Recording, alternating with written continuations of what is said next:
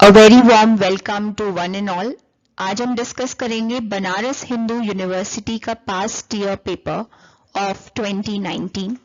हम static GK का portion discuss करेंगे और इस सीरीज में अराउंड 60 क्वेश्चंस हैं जिन्हें हम डिस्कस करेंगे इन डिटेल, और हम ट्राई करेंगे कि इवन जो ऑप्शंस हैं उनसे फर्दर कौन से क्वेश्चंस फ्रेम हो सकते हैं वो भी हम एक बार देख लेंगे। So let's move on to the first question. हमारा first question है the directive principles of state policy puts limitations upon। तो आपको पता होगा कि जो directive principle of state policy है ये एक तरह का लिमिटेशन है आपके लेजिस्लेटिव एक्शन पर भी और एग्जीक्यूटिव एक्शन पर भी। तो यहाँ पे करेक्ट आंसर होगा बोथ 1 and 2। डीपीएसपीज जो है ये आपके आर्टिकल 36 से आर्टिकल 51 पार्ट 4 में आपको डीपीएसपीज मिलेंगे। मोरओवर ये जो डीपीएसपीज हैं इनको हम 3 पोर्शंस में डिवाइड करते हैं। सबसे पहले हैं आपके सोशलिस्टिक प्रिंसिपल्स, दूसरे हैं आपके लिबरल इंटेलेक्चुअल प्रिंसिपल्स और तीसरे हैं आपके गांधीयन प्रिंसिपल्स। ठीक है, तो ब्रॉडली इन तीनों में हम डिवाइड करते हैं आपके डायरेक्टिव प्रिंसिपल्स को। नेक्स्ट क्वेश्चन देखते हैं।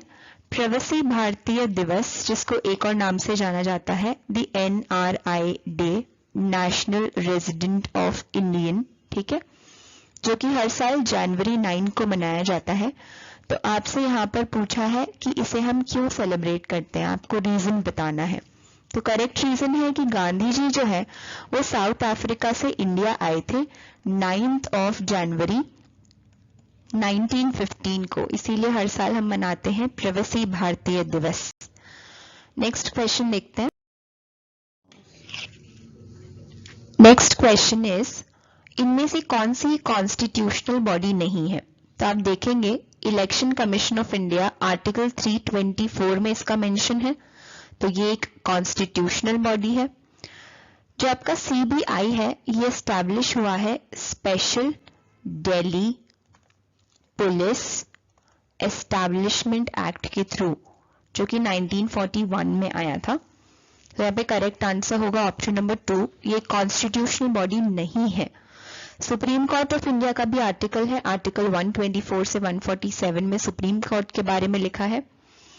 यूपीएससी जो है ये आपके आर्टिकल 315 से आर्टिकल 323 में आपको यूपीएससी, जो कि सेंट्रल रिक्रूटमेंट एजेंसी है गवर्नमेंट ऑफ इंडिया की, ठीक है, आपको उसमें यूनियन पब्लिक सर्विस कमीशन के बारे में मिलेगा। नेक्स्ट क्वेश्चन देखते हैं। इनमें से कौन सी टाइप की फाइल आप ईमेल के थ्रू सेंड कर सकते हैं। तो आप सारी ही टाइप की फाइल्स जो है ईमेल के थ्रू सेंड कर सकते हैं, ठीक है, लेकिन एक पर्टिकुलर कंस्ट्रेंट होता है और वो कंस्ट्रेंट है मेमोरी। तो आपकी फाइल्स जो है वो कितनी MB या कितनी GB की है उस पर डिपेंड करता है, लेकिन आप सारी ही टाइप्स की फाइल्स भेज सकते हैं। नेक्स्ट क्वेश्चन है इनमें से कौन से लेवल्स पर सेंट्रल कोऑपरेटिव बैंक्स जो है एस्टैब्लिश किए गए। तो पहले मैं आपको आंसर बता देती हूँ। करेक्ट आंसर है डिस्ट्रिक्ट लेवल पर, जिसको हम एक और लेवल कहते हैं द इंटरमीडिएट लेवल, ठीक है।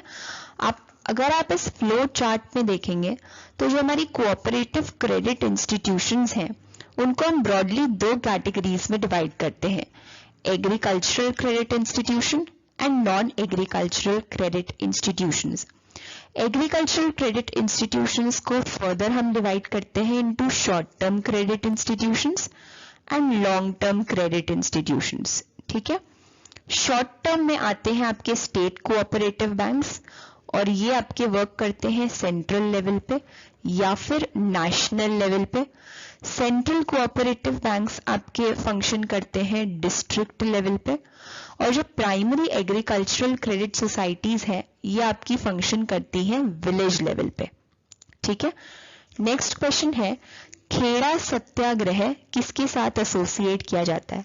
तो आपको पता होगा कि जो खेड़ा जगह है वो आपके गुजरात में है, और 1918 में गांधी जी के जो मेथड्स हैं सत्याग्रह वो काफ़ी ज़्यादा पॉपुलर हो रहे थे, स्पेशली फ्रॉम 1916-17। तो खेड़ा जो है ये एक पेजेंट मूवमेंट है, ठीक है, पेजेंट्स फार्मर्स से रिलेटेड है। So let's move on to the next question. Babar ने रूलर ऑफ राणा सांगा को कौन से बैटल में हराया? तो यहाँ पे जो करेक्ट आंसर है पहले वो देख लेते हैं। करेक्ट आंसर है बैटल ऑफ खानवा। अगर हम प्रॉपर क्रोनोलॉजी देखें तो 1526 में आपका एक बैटल हुआ जिसका नाम था बैटल ऑफ पानीपत, ठीक है। पानीपत का जो बैटल है ये हुआ है between Babar and Ibrahim Lodi. Next हुआ आपका 1527 का बैटल ऑफ खानवा, और क्वेश्चन से हमें पता चली गया किसके बीच में हुआ है, बाबर एंड मेवाड़ के रूलर राणा सांगा। देन 1528 में हुआ है बैटल ऑफ चांदेरी, ठीक है। और लास्टली 1529 में आपका हुआ है बैटल ऑफ घगरा। तो जो चांदेरी का बैटल है वो हुआ है बिटवीन बाबर एंड राजपूत्स और अफगान्स, ठीक है। घाघरा का जो बैटल है ये हुआ है between Babar and Mahmud Lodi. Next question है the founder of Servants of India Society was. So Servants of India Society के फाउंडर है गोपाल कृष्ण गोखले। ये सोसाइटी जो है ये बनाई थी 6 जून 1905 में, ठीक है, और ये बनाई गई थी पुणे में। एनी बेसेंट एंड बाल गंगाधर तिलक जो है they are associated with a movement started in 1916 called as the home rule movement. Next question है An order of division of Bengal into two parts was given by। So जो बंगाल का partition है ये हुआ था 1905 में, और ये किया है लॉर्ड कर्जन ने। तो यहाँ पे करेक्ट आंसर होगा ऑप्शन नंबर 4।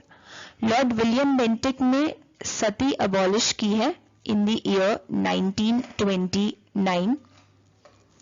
लॉर्ड कॉर्नवालिस जो है ये लेकर आए थे एक कॉर्नवालिस कोड, जिसे हम एक और नाम से जानते हैं द सिविल सर्विसेज कोड।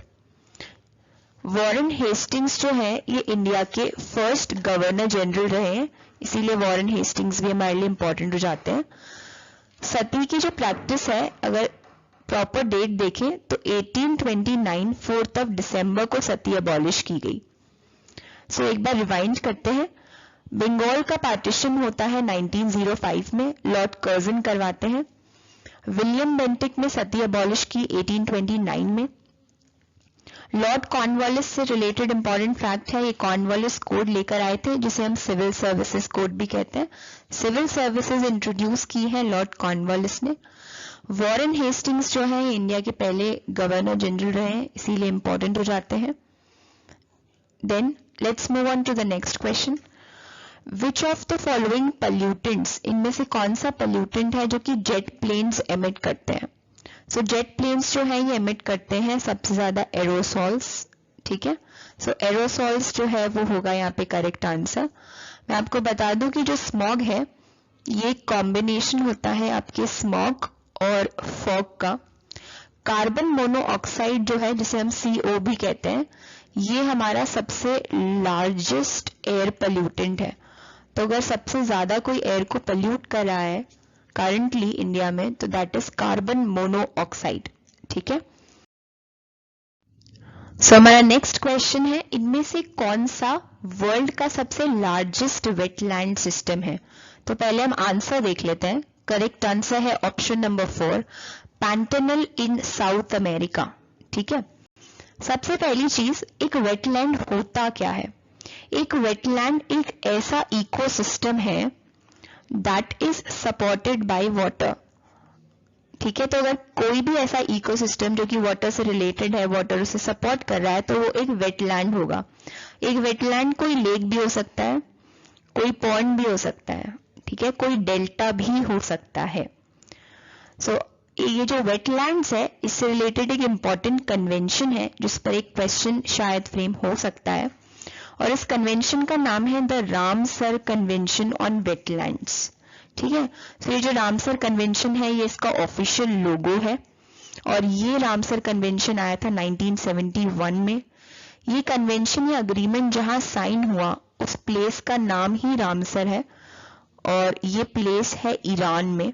ठीक है, आपको यहाँ पे एक वेटलैंड की पिक्चर भी दिख जाएगी।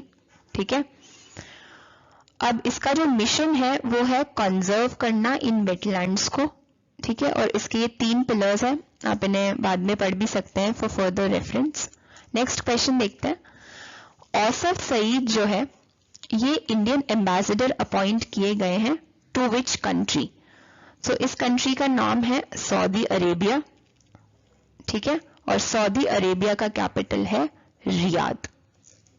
ठीक है, नेक्स्ट क्वेश्चन है, इनमें से कौन सी एक ऐसी हिंदू पार्टी है और ओनली हिंदू पार्टी है जिसने की आइडिया सपोर्ट किया है मीडिएशन का in the Ayodhya land dispute case?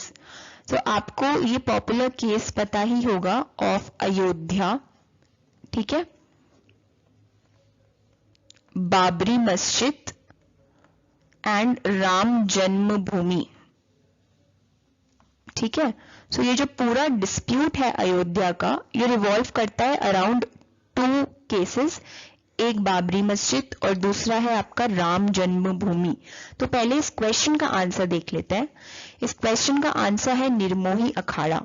सो निर्मोही अखाड़ा एक लौती ऐसी हिंदू पार्टी है जो सपोर्ट करती है एक कोर्ट मीडिएशन को। ठीक है, जिसने सपोर्ट किया है। अयोध्या डिस्प्यूट जो है इसका रिसेंटली नवंबर 2019 में फाइनल वर्डिक्ट आया है सुप्रीम कोर्ट का। इसकी टाइमलाइन काफी इंपॉर्टेंट हो जाती है हमारे लिए। तो अगर आप इस पिक्चर को ध्यान से देखेंगे तो इसमें लिखा है कि नवंबर 9, 2019 को सुप्रीम कोर्ट का फाइनल वर्डिक्ट आ गया है जो कि था in favour of the Hindus. ठीक है, सो हिंदूज को जो है वो पर्टिकुलर जो जगह है अयोध्या की वो दे दी गई, वहां पर राम टेम्पल है वही बनाया जाएगा, और जो मुस्लिम्स हैं उनको अलग से हमने कुछ एकर्स ऑफ लैंड दे दिया कहीं और जगह पर। इसकी टाइमलाइन में जो ईयर है वो 1528 काफी इंपॉर्टेंट है। ठीक है, इसके अलावा 1950, 1961, February 1, 1986, देन 1990, ये डेट सबसे ज्यादा इंपॉर्टेंट है। December 6, 1992 जब बाबरी मस्जिद को डिबॉलिश कर दिया गया था। April 2002 is very important. ठीक है, गोधरा इंसिडेंट हुआ है इस टाइम पर। देन ये काफी सारे सुप्रीम कोर्ट के वर्डिक्ट्स आपको यहाँ पर दिखेंगे एंड फाइनल वर्डिक्ट जो है ये आया है November 9, 2019 को। नेक्स्ट क्वेश्चन देखते हैं। आप फर्दर रेफरेंस के लिए इस टेबल को कंसल्ट कर सकते हैं, ये टेबल देख सकते हैं। ठीक है, ये पर्टिकुलर टाइमलाइन है आपके अयोध्या डिस्प्यूट की। हमारा नेक्स्ट क्वेश्चन है, इनमें से कौन सा एक फंडामेंटल ड्यूटी नहीं है? तो हम देखेंगे कि साइंटिफिक टेम्पर डेवलप करना, पब्लिक प्रॉपर्टी को प्रोटेक्ट करना और कॉन्स्टिट्यूशन और उसके आइडियल्स को अबाइड करना, ये तीनों ही हमारी फंडामेंटल ड्यूटीज हैं। तो हम देखेंगे कि जो 4th आपका ऑप्शन है B only. So public elections में वोट करना एक फंडामेंटल ड्यूटी नहीं है। सो वोट करना फंडामेंटल ड्यूटी नहीं है, तो करेक्ट आंसर होगा option number 4। Next question is which instrument determines the specific gravity of liquids? तो यहाँ पे करेक्ट आंसर होगा हाइड्रोमीटर। ग्रेविमीटर जो है इससे हम मेजर करते हैं difference in the force of gravity. ठीक है, हाइग्रोमीटर जो है इससे आप मेजर करते हैं ह्यूमिडिटी को, जबकि हिप्सोमीटर जो है इससे आप स्पेसिफिक हाइट या एलिवेशन मेजर कर सकते हैं। नेक्स्ट क्वेश्चन है, इनमें से कौन सा साइंटिफिक नेम है लाफिंग गैस का? तो लाफिंग गैस का साइंटिफिक नेम है nitrous oxide. Let's move on to the next question. अगला क्वेश्चन है, ऐसे प्लांट्स जो कि हाई कॉन्सेंट्रेशन ऑफ सॉल्ट वाले सॉइल में भी ग्रो कर सकते हैं उन्हें हम क्या कहते हैं? तो ऐसे प्लांट्स का नाम होता है हैलोफाइट्स। ठीक है, एक एक करके हम सारे प्लांट्स डिस्कस कर लेते हैं। जो ज़ेरोफाइट्स होते हैं ये ऐसे प्लांट्स हैं जो कि लेस वाटर अगर हो तो भी सरवाइव कर सकते हैं। For example cactus. तो आप इस पिक्चर में देख सकते हैं, ये एक एग्जाम्पल है ज़ेरोफाइट प्लांट का। अगर हम उसी तरफ बात करते हैं हैलोफाइट प्लांट्स की, तो अभी मैंने बताया ऐसे प्लांट्स जिनमें हाई कॉन्सेंट्रेशन होता है सॉल्ट का इन द सॉइल, अगर प्लांट ग्रो कर जाए तो ऐसे प्लांट को कहते हैं हम हैलोफाइट्स। तो आप यहाँ पर पिक्चर देख सकते हैं, ये पिक्चर है एक हैलोफाइट प्लांट की। नेक्स्ट प्लांट है मीजोफाइट्स। मीजोफाइट्स ऐसे प्लांट्स होते हैं जो कि मॉडरेट अमाउंट ऑफ वाटर में भी ग्रो कर सकते हैं। सो मीजोफाइट्स जो हैं, यहाँ पर ये पिक्चर है मीजोफाइट्स प्लांट की। और थैलोफाइट्स जो है एक स्पेशल कैटेगरी है प्लांट की।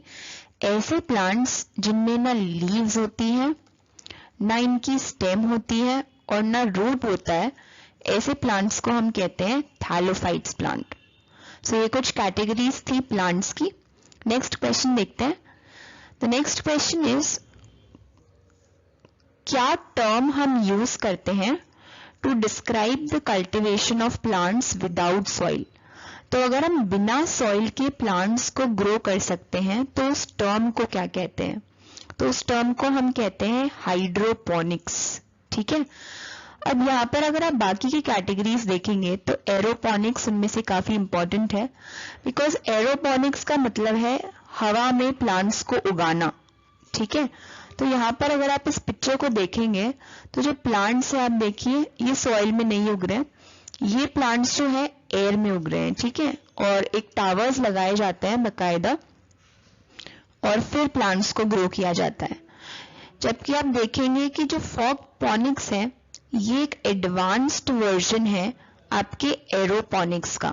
ठीक है, तो इसमें भी जो प्लांट को ग्रो करने का प्रोसीजर है उसमें क्या होता है, हम वाटर को यूज करते हैं, बट जो वेपराइज्ड फॉर्म है वाटर का हम उसे यूज करते हैं टू ग्रो प्लांट्स। सो फॉगपोनिक्स में भी आप एयर में ही प्लांट्स ग्रो कर रहे हैं, एरोपोनिक्स में भी आप एयर में ही प्लांट्स ग्रो कर रहे हैं, लेकिन एरोपोनिक्स में आप वाटर यूज करते हैं डायरेक्टली, फॉगपोनिक्स में आप वेपराइज्ड फॉर्म ऑफ वाटर यूज करते हैं, फॉर एग्जाम्पल मिस्ट। जबकि एक्वापोनिक्स जो है ये ऐसी टेक्नोलॉजी है, ठीक है, जिसे हम कहते हैं एक्वा कल्चर। ठीक है,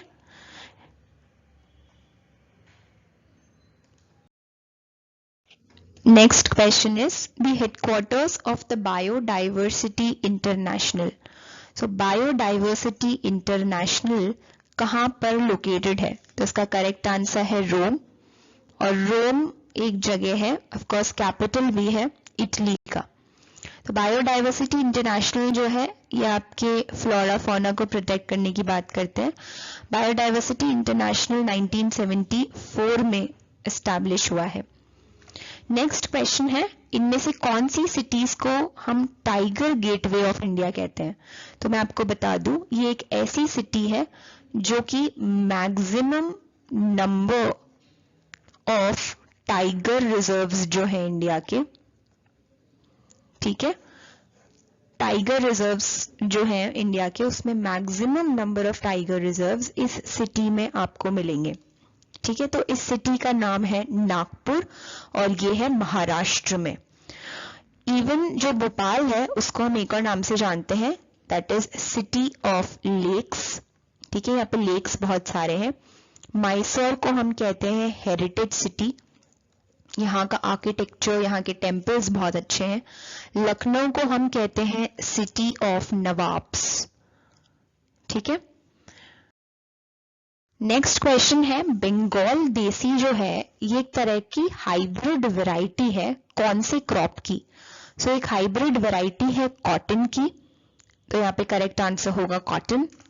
नेक्स्ट क्वेश्चन है, वॉशिंगटन कन्वेंशन जो है ये एक फॉर्मल नेम है जो कि दिया गया है साइट्स को। अब ये साइट्स क्या है? साइट्स का फुल फॉर्म है convention on international trade. In endangered species. ठीक है, तो ये साइट्स का फुल फॉर्म है। और साइट्स जो है ये आपके 1973 में एक अग्रीमेंट है जो कि साइन किया गया था। साइट्स से रिलेटेड इंपॉर्टेंट चीज, साइट्स के जो भी कॉन्ट्रैक्टिंग पार्टीज हैं उन पर ये कॉन्ट्रैक्ट या फिर ये अग्रीमेंट जो है लीगली बाइंडिंग है। ठीक है, तो अगर इसके कोई भी प्रोविजंस को वायलेट किया जाता है, ठीक है, तो वो आप नहीं कर सकते। आपको जितने भी प्रोविजंस हैं वो आपको एक्सेप्ट करने पड़ेंगे, बिकॉज ये अग्रीमेंट लीगली बाइंडिंग है ऑन द पार्टीज। तो ये किससे रिलेटेड है, तो अगर आपको इसका फुल फॉर्म भी पता है तो ये एंडेंजर्ड स्पीशीज से रिलेटेड है।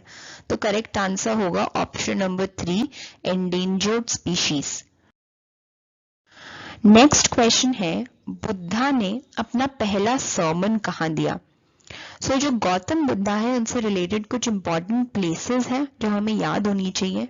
फॉर एग्जाम्पल, बुद्धा का जो बर्थ है ये कहाँ हुआ है। सो बुद्धा का बर्थ हुआ है लुम्बिनी में, और लुम्बिनी एक जगह है नेपाल की। ठीक है, बुद्धा ने अपना पहला सर्मन कहाँ दिया, तो बुद्धा ने अपना पहला सर्मन दिया है सारनाथ में, जो कि है करंटली यूपी में। इसी तरह से बुद्धा को एनलाइटनमेंट कहाँ मिला। सो बुद्धा को एनलाइटनमेंट मिला है एक प्लेस में जिसे हम कहते हैं बोध गया।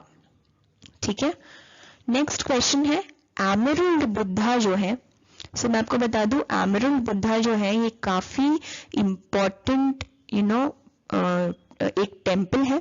ठीक है, जहां पे ये एमरल्ड बुद्धा की स्टैचू आपको मिलेगी।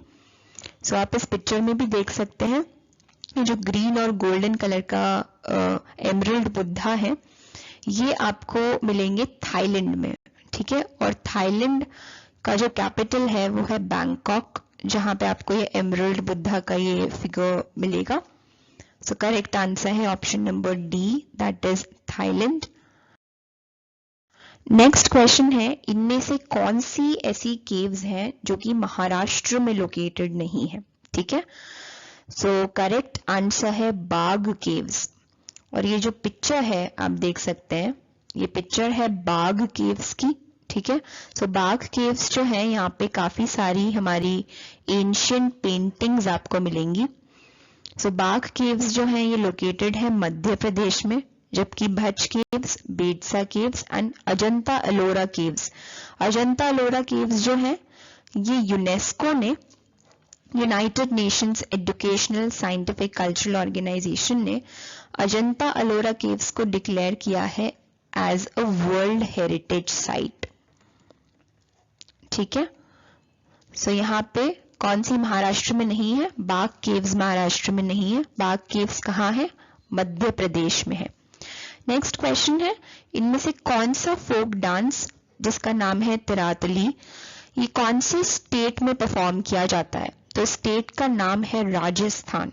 ठीक है, देन जो हरियाणा है यहाँ पर वैसे बहुत सारे फोक डांस है। फॉर एग्जाम्पल धमल करके एक फोक डांस है हरियाणा का। इसी तरह से पंजाब में एक फोक डांस है भांगड़ा। ठीक है, गुजरात में of course dandiya, and Rajasthan में काफी सारे फोक डांस हैं जैसे कालबेलिया, तिरातली या फिर घूमर।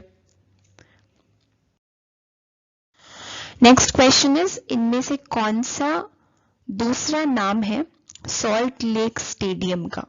सॉल्ट लेक स्टेडियम जो है ये है आपके कोलकाता में। यहाँ पे करेक्ट आंसर है विवेकानंद युवा भारती स्टेडियम, तो ये इस स्टेडियम का पूरा नाम है। नेक्स्ट क्वेश्चन है, IRO6 कॉमनली हम किस में यूज करते हैं, तो IRO6 जो है commonly is used in a floppy drive controller। ठीक है, IRO6 जो है ये असाइन किया जाता है एक फ्लॉपी ड्राइव कंट्रोलर को। नेक्स्ट क्वेश्चन है, विटामिन के की डेफिशिएंसी से क्या हो सकता है, तो विटामिन के की डेफिशिएंसी से आपको ब्लड रिलेटेड प्रॉब्लम्स काफी सारी हो सकती हैं। सो यहाँ पे करेक्ट आंसर होगा प्रॉब्लम इन ब्लड कोएगुलेशन।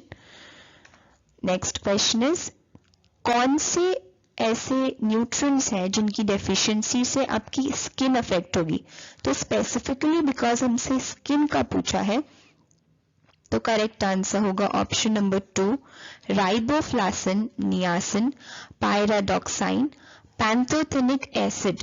ये सारे वो न्यूट्रिएंट्स हैं या ग्रुप ऑफ न्यूट्रिएंट्स हैं जिससे कि आपकी स्किन अफेक्ट हो सकती है। नेक्स्ट क्वेश्चन इज, ऐसे मसल्स को हम क्या कहते हैं जो कि हमारे लिम्स में प्रेजेंट होते हैं और हम उनको इजीली मूव कर सकते हैं। ठीक है, तो ऐसे मसल्स को हम कहते हैं स्ट्राइएटेड मसल्स। अब मैं आपको बता दूं कि जो मसल्स हैं वो दो टाइप्स के होते हैं, एक होते हैं आपके इनवॉलेंटरी मसल्स और दूसरे होते हैं वॉलेंटरी मसल्स। तो इनके नाम से ही पता चलता है कि जो इनवॉलेंटरी मसल्स होते हैं ये आपके वॉलंटरीली मूव नहीं होंगे, ठीक है, जबकि वॉलंटरी मसल्स जो हैं ये अपने आप मूव होते हैं। ठीक है, तो अगर आप यहाँ पर देखेंगे कार्डियक मसल्स और स्मूथ मसल्स जो हैं ये आपके एग्जाम्पल्स हैं इनवॉलंटरी मसल्स के, जबकि स्ट्राइएटेड मसल जो है ये आपका एक एग्जाम्पल है वॉलंटरी मसल का। ठीक है, तो यहाँ पे करेक्ट आंसर होगा स्ट्राइएटेड मसल्स। नर्वस टिश्यू जो है ये इन चारों ऑप्शंस में से काफी इंपॉर्टेंट है, इसको समझना। तो आप इस पिक्चर में देख सकते हैं ये एक डायग्राम है नर्वस टिश्यू का। ठीक है, सो नर्वस टिश्यू में ऑफ कोर्स एक न्यूक्लियस होता है और ये जो ट्री लाइक ब्रांचेस है इन्हें हम डेंड्राइट्स कहते हैं। देन यहाँ पर ये जितने भी आपको गैप्स दिखेंगे इन्हें हम एक्सन कहते हैं, जो कि इन सारे सेल्स को कनेक्ट करता है। ठीक है, एंड लास्टली इंपॉर्टेंट है हमारे लिए एक्सन, जो कि टर्मिनल होता है। ये पूरा स्ट्रक्चर है एक न्यूरॉन का या फिर एक नर्वस टिश्यू का। इसका मेन जो काम है, इसका मेन काम होता है ब्रेन को सिग्नल्स देना, ठीक है, जिससे कि हम रिस्पॉन्ड कर सकें। सो नर्वस टिश्यू काफी इंपॉर्टेंट है। नेक्स्ट क्वेश्चन है, कौन सी यूनियन टेरिटरीज ऐसी हैं जिनके पास खुद की लेजिस्लेटिव असेंबलीज हैं? तो ऐसी सिर्फ दो यूनियन टेरिटरीज हैं इंडिया में, एक है दिल्ली और दूसरा है पुडुचेरी।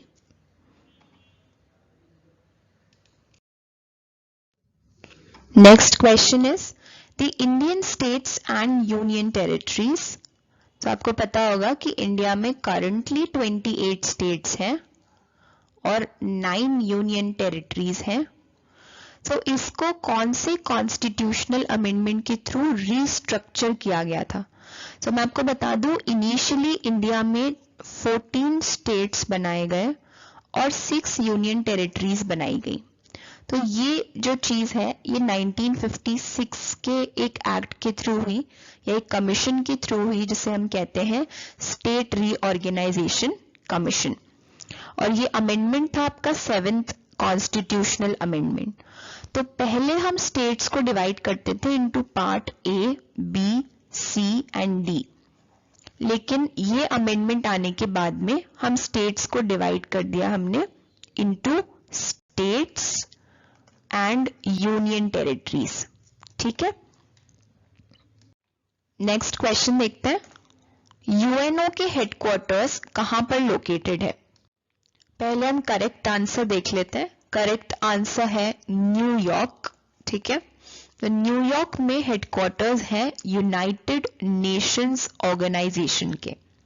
ये जो यूनाइटेड नेशंस ऑर्गेनाइजेशन है ये बनाई गई है आपकी 24 अक्टूबर 1945 को, और यही रीजन है कि हर साल 24 अक्टूबर को हम सेलिब्रेट करते हैं यूनाइटेड नेशंस डे।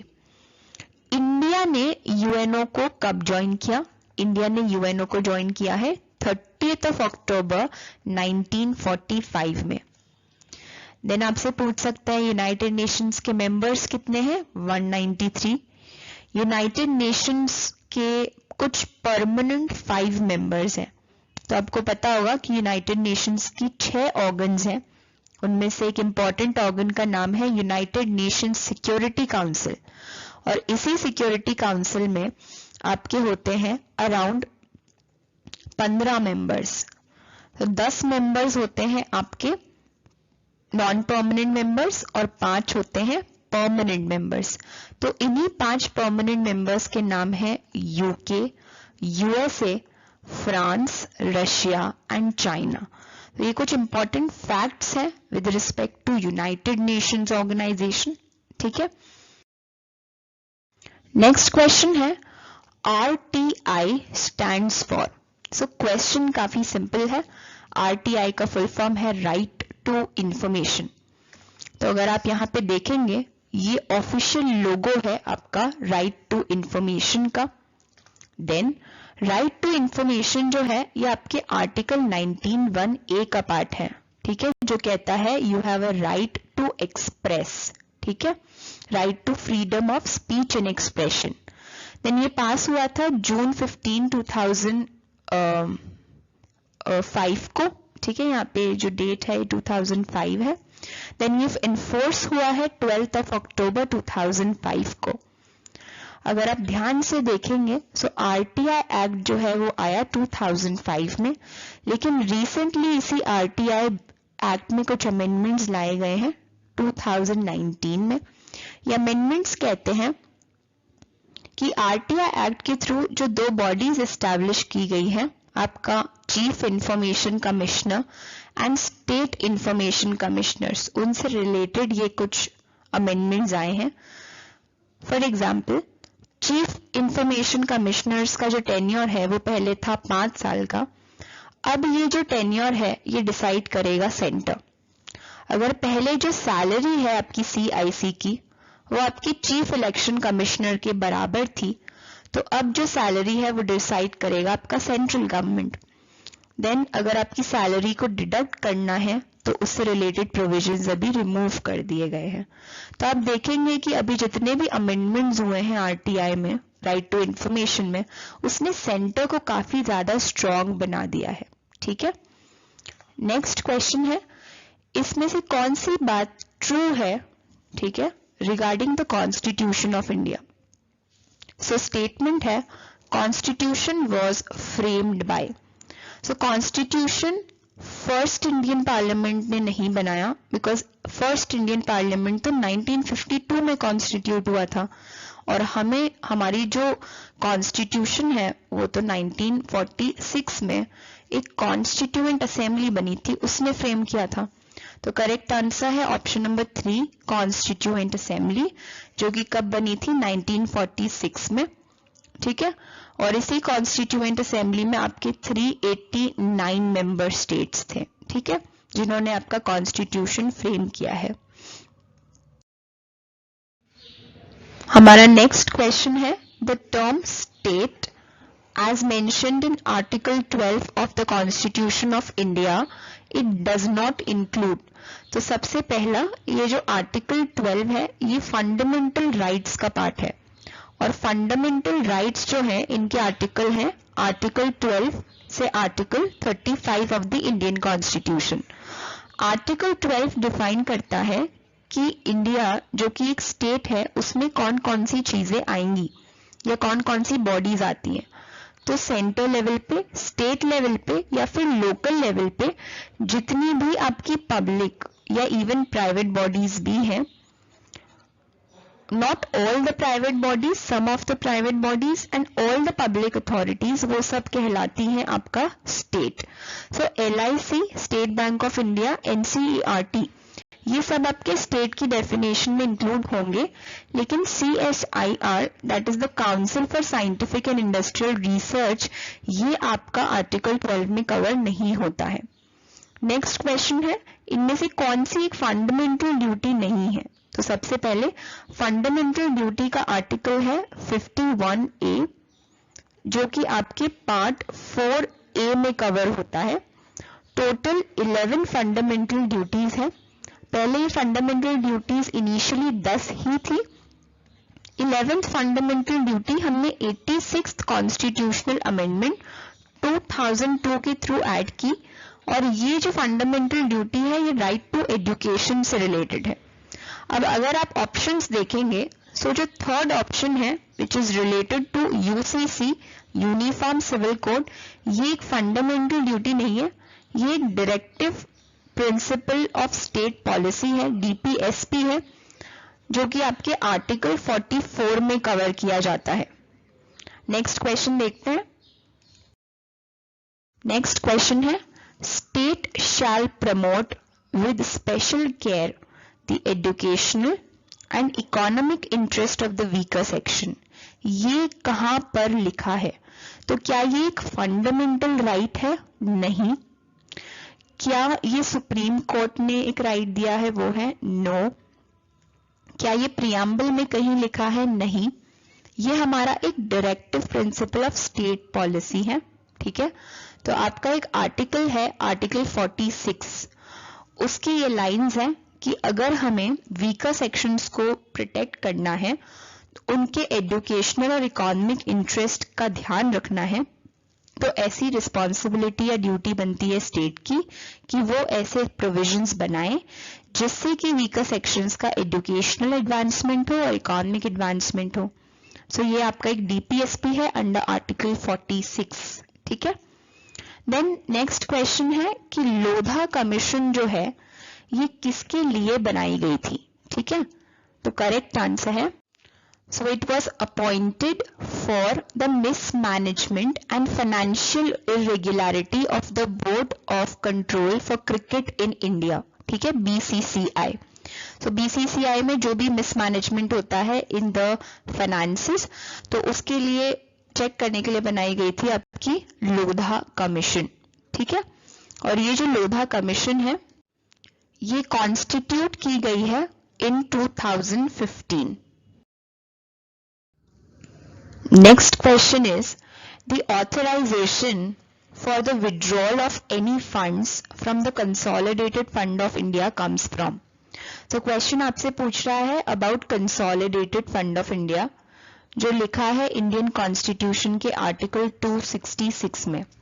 तो आपको पता होगा कि ये कंसोलिडेटेड फंड ऑफ इंडिया जो है ये एक पर्स की तरह है। ठीक है, जहां पर इंडिया का सारा पैसा जाता है। तो अगर आपको कंसोलिडेटेड फंड ऑफ इंडिया में से पैसे निकालने हैं तो आपको किसकी परमिशन चाहिए या किसका ऑथराइजेशन चाहिए होगा?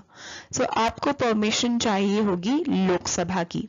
ठीक है, सो बिना लोकसभा की परमिशन के आप कंसोलिडेटेड फंड से पैसे नहीं निकाल सकते। सो यहाँ पे करेक्ट आंसर होगा लोकसभा।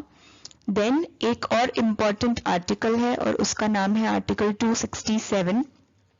ये आर्टिकल डील करता है आपके कॉन्टिंजेंसी फंड के साथ। कॉन्टिंजेंसी फंड जो है ये यूज होता है in the cases of emergency. So emergency के केस में हम यूज करते हैं कॉन्टिंजेंसी फंड को, और कंसोलिडेटेड फंड ऑफ इंडिया से हम नॉर्मल सर्कमस्टांसेस में पैसे विड्रॉ कर सकते हैं। Next question is vice president जो है इंडिया के, ठीक है, उनको हम एक्स ऑफिशियो चेयरमैन कहते हैं राज्यसभा का। सो ये जो वर्ड है एक्स ऑफिशियो, इसका मतलब क्या है? सो ये जो एक्स ऑफिशियो चेयरमैन है इसका मतलब है by virtue of his office.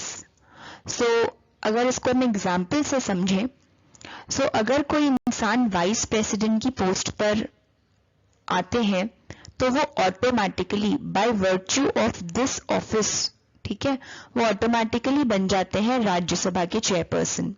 ठीक है, इसीलिए टर्म यूज किया जाता है ex officio. Next question is, so हमारे यहाँ पे जो कोर्ट है वो उनको अगर फंडामेंटल राइट्स को इन्फोर्स करना है तो वो क्या इशू करते हैं? तो क्वेश्चन इज आस्किंग दैट। सो क्या वो ऑर्डिनेंस इशू करते हैं? आपको पता होगा कि जो आर्टिकल है 123 ऑफ द इंडियन कॉन्स्टिट्यूशन, उसके अकॉर्डिंग ऑर्डिनेंसेस कौन इशू करता है? President of India ordinance issue करते हैं। और कब इशू कर सकते हैं?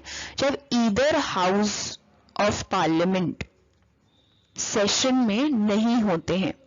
ठीक है, सो ऑर्डिनेंसेस जो है वो नॉर्मली आपके इमरजेंसी सिचुएशंस में इशू किए जाते हैं। ठीक है, और इसका आंसर नोटिफिकेशन भी नहीं है एंड डिक्री भी नहीं है, तो करेक्ट आंसर इज रिट। तो रिट एक ऐसा ऑर्डर है, एक ऐसा इशू है जो कि फंडामेंटल राइट्स को एनफोर्स करने के लिए आपका जो हाई कोर्ट है वो इशू कर सकता है।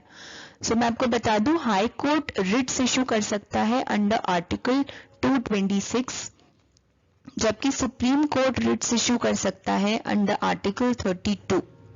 ठीक है, नेक्स्ट क्वेश्चन है, इनमें से कौन से चीफ जस्टिस ऑफ इंडिया ऐसे हैं जो कि प्रेसिडेंट भी रह चुके हैं? ठीक है, सो जस्टिस एम हिदायतुल्लाह जो हैं ये एक एक्टिंग प्रेसिडेंट रह चुके हैं और ये हमारे चीफ जस्टिस ऑफ इंडिया भी थे। ठीक है, आपको पता होगा कि अगर वैकेंसी हो जाती है, अगर वेकेंट हो जाती है आपके प्रेसिडेंट ऑफ इंडिया की पोस्ट, तो सबसे पहले जो चांस है वो दिया जाता है वाइस प्रेसिडेंट ऑफ इंडिया को टू बी द प्रेसिडेंट। अगर वाइस प्रेसिडेंट नहीं होते तो जो चीफ जस्टिस ऑफ इंडिया होते हैं जो भी, उनको मौका दिया जाता है to be the president for 6 months, because within 6 months elections वापस करवाने पड़ते हैं।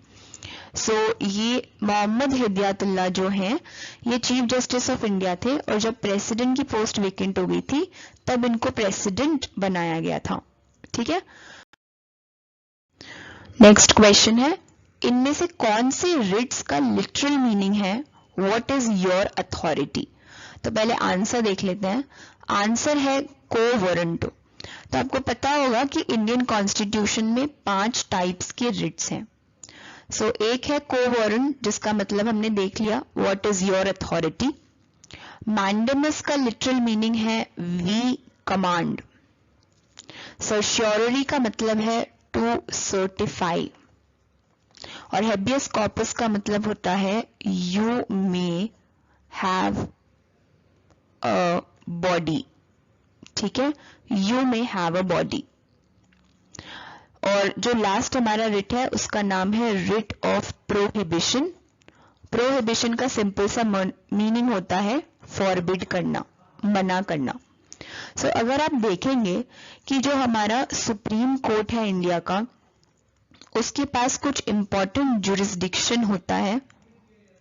ठीक है, उसके पास कुछ इंपॉर्टेंट पावर्स होती हैं। तो एक बार ये पावर्स भी देख लेते हैं।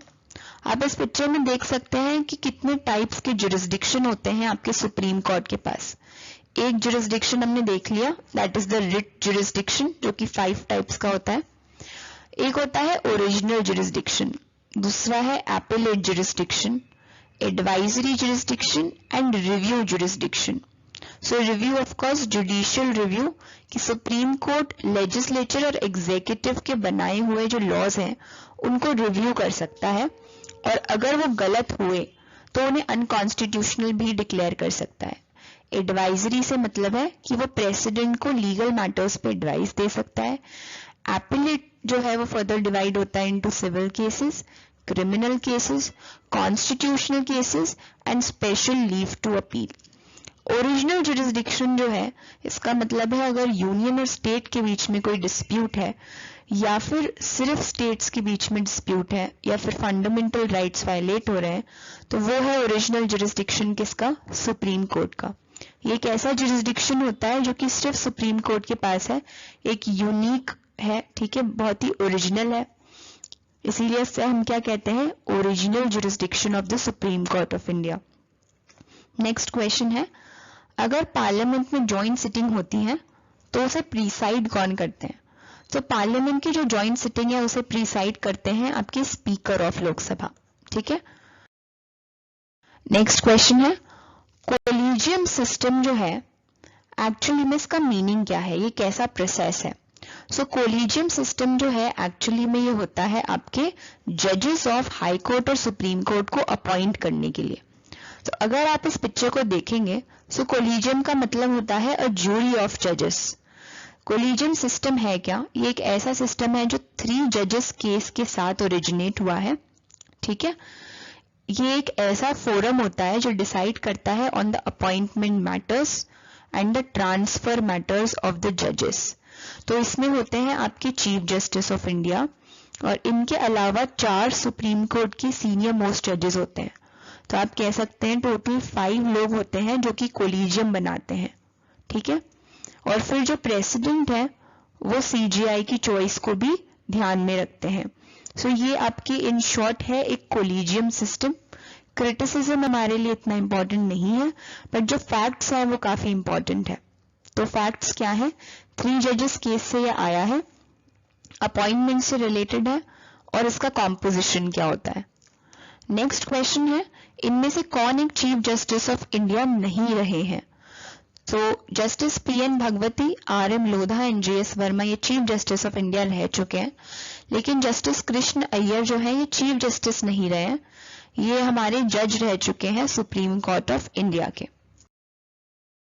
नेक्स्ट क्वेश्चन है, who decides on the issue weather a bill is a money bill और नॉट।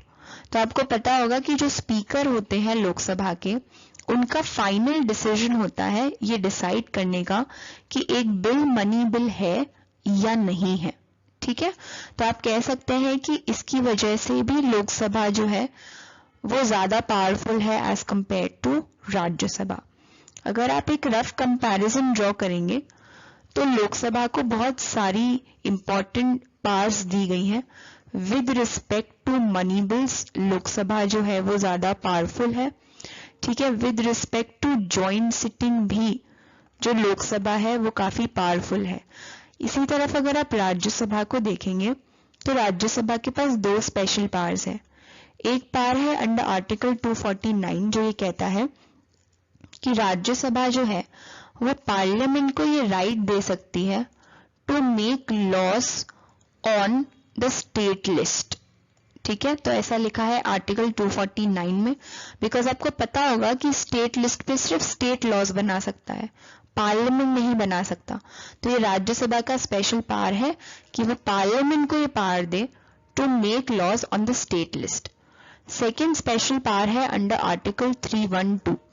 आर्टिकल 312 ये कहता है कि पार्लियामेंट जो आपका राज्यसभा है वो स्पेशल मेजोरिटी के थ्रू क्या कर सकता है, स्पेशल मेजोरिटी के थ्रू वो आपकी ऑल इंडिया सर्विसेज को या तो क्रिएट कर सकता है या फिर डिसबैन कर सकता है। ठीक है, नेक्स्ट क्वेश्चन देखते हैं।